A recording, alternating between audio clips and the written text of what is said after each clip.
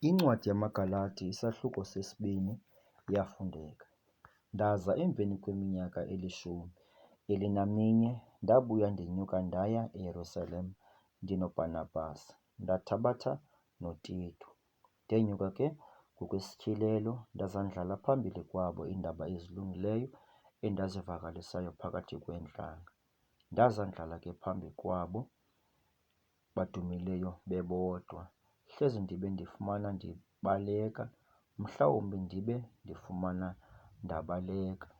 NoTito lo ibe nam, nangona ebengumGrike, akanyanzelwanga ukuba oluke, ngenxa yabazalwana bobuxoki abangeniswayo bucala, bona bangena ngokunyebeleza, besiza kuhlola inkululeko yethu esinayo kuYesu Kristu, ukuze basithobele ebukhobokeni, esathi abo asabavumela ngolulamo ngexa elinye, ukuze inyaniso yeendaba ezilungileyo ihlale ihleli kuni. Ke aba badumile ukuba bayinto nokuba babefudula benjani.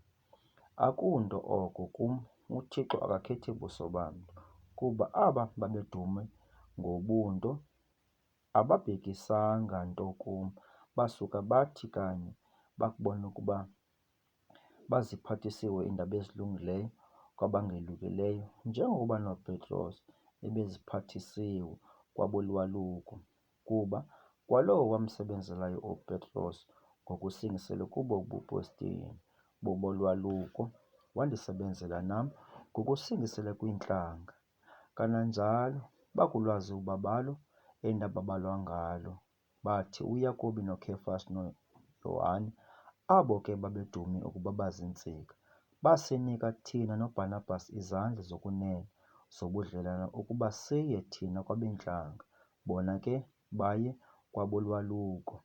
Bathi maze siwukhumbule amahlwempu, into ke leyo endayikhuthalelayo nokuyenza. Ke kaloku xenikwenu uPetros wafikayo eAntiyokhi, ndamelana naye ngokwasekuhleni, ngokuba ube ngogwetyiweyo, kuba phambi kokuba kufike abathile bevela kuYakobi, wadla ndawonye nabeentlanga. Ke wathi bakufika wesuka wanqwanqwa wazahlula kubo, esoyika ke abolwaluko. Ke ahanyahanisa njengaye namnye amaYuda, wada noBarnabhas wakhukuliswa luhananiso lwawo.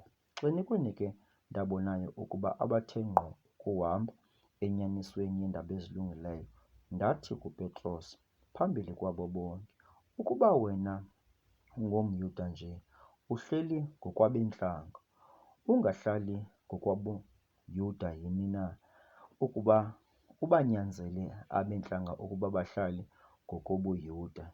Thina singamaYuda ngemvelo, asingaboni abavela kwiintlanga, sisazi nje ukuba akagwetyelwa umntu ngokwasemisebenzini yomthetho, kuphela kungokukholwa kuYesu Kristu.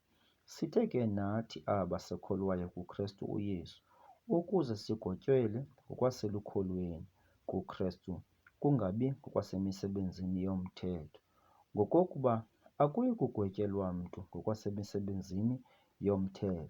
Ke ukuba sifuna nje ukugwetyelwa nguKristu, sifunyanwa singaboni nathi ngokwethu. Ndiyabuza ndithi kuKristu, ungumlungiseleli wesono na ke ngoko?